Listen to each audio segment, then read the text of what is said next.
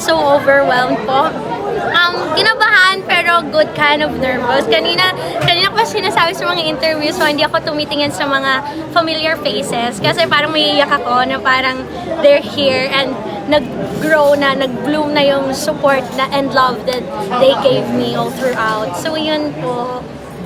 Anong mo, dito sa EP mo, ano yung paborito mong kanta?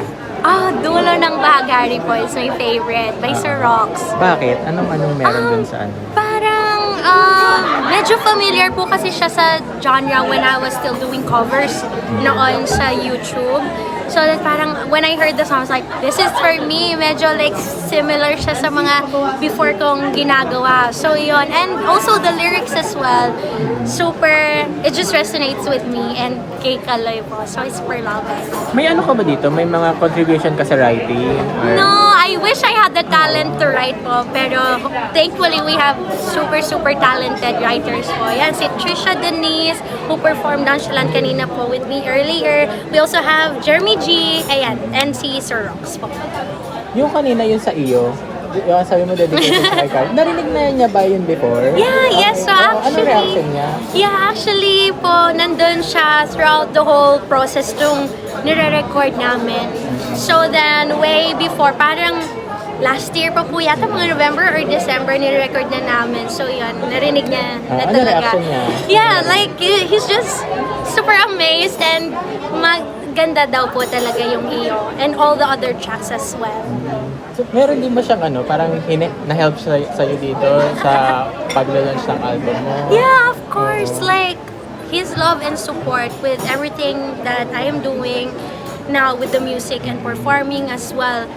Yun po, it really brought me so long. Like, without his support and love, I wouldn't also be here and being this confident and happy with what we're doing po. So, yan po. Dito naman sa sa launching mo, ano naging preparation mo? Dalawang band rehearsal, tapos dance rehearsal as well po. And then kanina lang, earlier lang po kami nakapag-band and dance rehearsal before all of this. So medyo nakaka-disorient pero hopefully naman po it went well. So yun po. Ano mga messages do you want your fans to get or to learn from your album na they can apply in their daily life? Yes, in this day and age po kasi, it's really easy to fake things on social media and also with what we see. Like, parang, gusto ko itong gayahin, gusto ko, ganito din ako, ganyan. That's okay po. We can use them as inspirations po, pero we have to be authentic and our own selves po and be for real. So, yun po yung pwede nilang makuha from our album po. Speaking of for real, Chloe, gaano katotoo si Chloe yung pinapakita niya sa public? Yeah, just the same. Ganto lang din po. Pero minus may punto po kasi ko ng Nueva Ecija. So yun, minus that. Pero other than that, ganto lang din po. Opo. Yes, so.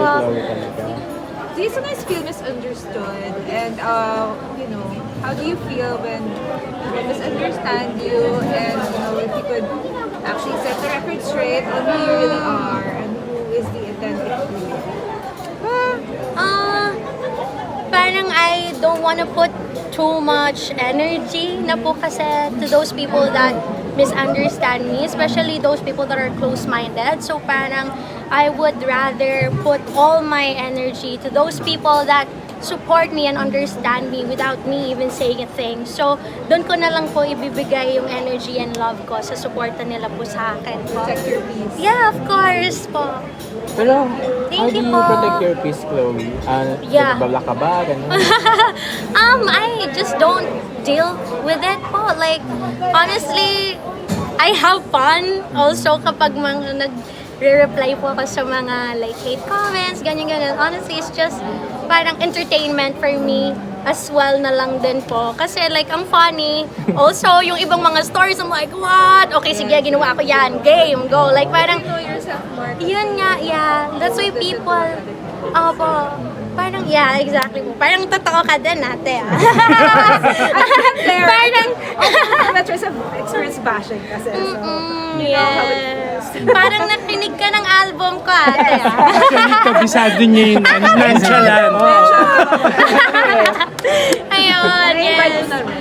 Oo, nasabi na ni ate. It's just like that. Well, Yeah. speaking of dun sa sa singing career mo, Yes. tuloy-tuloy na ba siya? Or meron ka ba mga balak pa pumasok sa iba? Like acting, gano'n? Acting, no po, pero hindi naman ako nagko-close ng doors po. Like, I mean, if there's like opportunity to explore it po, why not?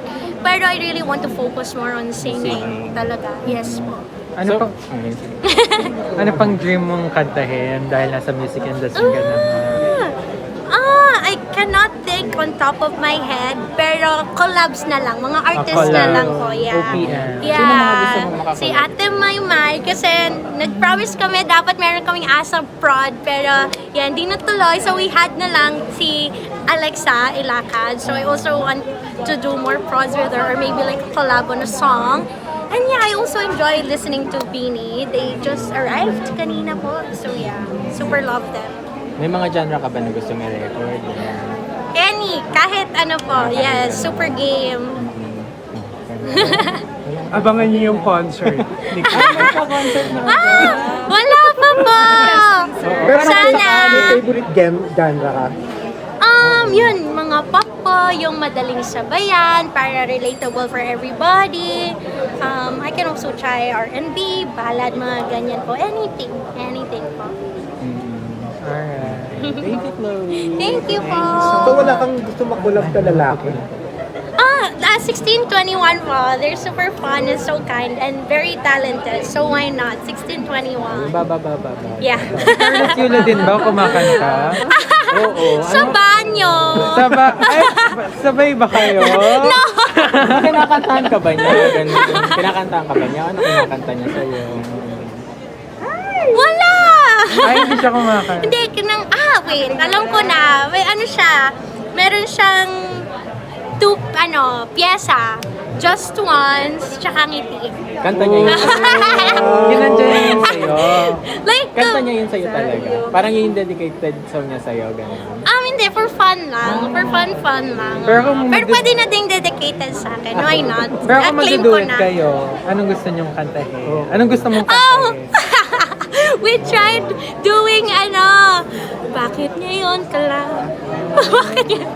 Pero it's all over the place. Kapag nagsabay na sila, bakit ngayon? Bakit ngayon ka lang? Wala na. Tapos na. Pero team song niyo. May team song ba kayo? May Ay, song ba kayo? wala pa po eh. Dapat pag-isipan po namin. Tanungin ko siya. Invite mo kami sa team song. Opo, sige po. Sa concert press con ni Chloe. Sana. Thank you guys. Thank you so po. much, Chloe. Thank you po. Picture na lang. Sige po. Picture lang. Go.